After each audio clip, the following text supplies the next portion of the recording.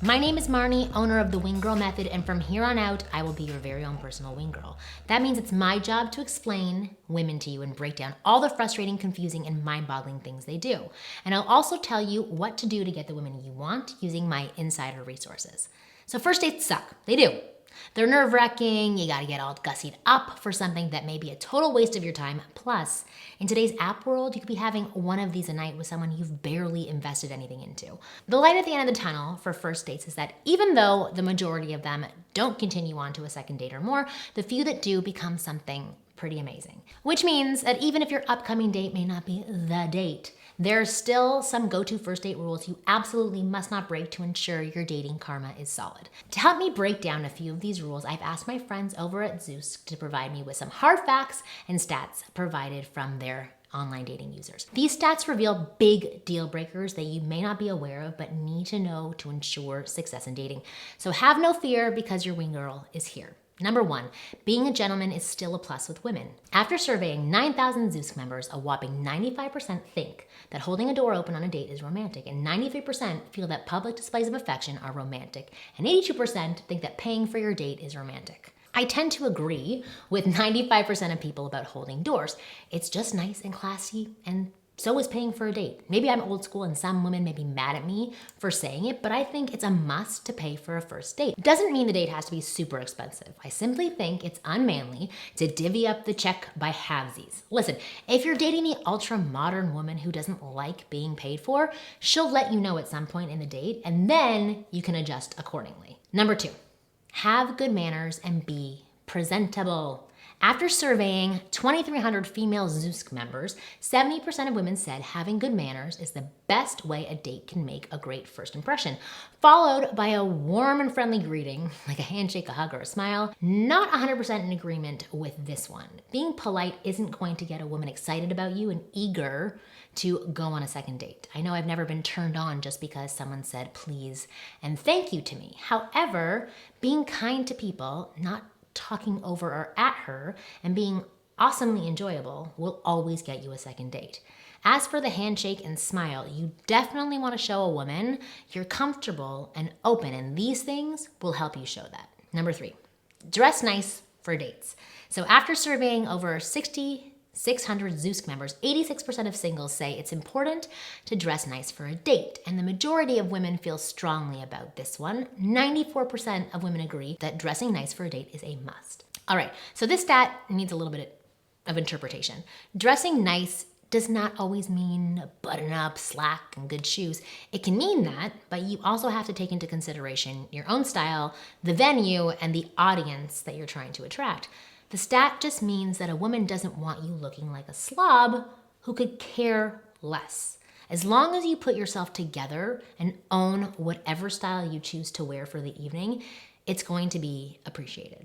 Number 4, do not wear wrinkled or baggy clothes. So this one goes with number 3. 66% of singles say wrinkled clothes are the biggest fashion turnoff, and baggy clothes weren't popular either. 50% listed them as a major fashion faux pas for dates. Wearing socks with sandals or Crocs were also huge no-nos, which just goes to show that people really do pay attention to what is on your feet. Now, I'm not a fashionista, but I find these things highly offensive. Okay, so maybe these things are not offensive, but they're just simply bad choices.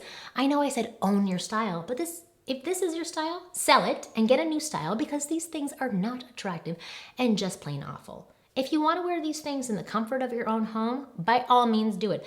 Just don't wear them if you're going to go out on a date with any living woman. Socks with sandals and clothes that are too big for you may be good on the commune, but they're no good in today's dating world. Number 5, women don't like fast food first dates. After surveying 7,000 Zeus members, the majority of women, 59%, have a negative perception of their date when they suggest a fast food restaurant. In addition, 10% of women said going to a fast food restaurant for a first date is an immediate deal breaker. I get that we're all on a budget lately, but there's a good way and a bad way to do a budget date. A first date at Mickey D's is definitely a bad way. A good way is to find something local going on in the city, like a festival or a market, and just go. Equally as budget friendly, but doesn't signal, I want this date to be over quick and possibly lead to horrible diarrhea for both of us. I do have to note that I have had many successful first dates that did end at a fast food chain. This was after an enjoyable evening out, and the fast food option was a naughty late night option that we could both bond on. In this case, it's acceptable to take your date out for fast food, but never do it as the first date location. Number 6, avoid messy and heavy foods. When asked what foods they avoid on dates, 23% of the 7,000 surveys said buffalo wings or ribs.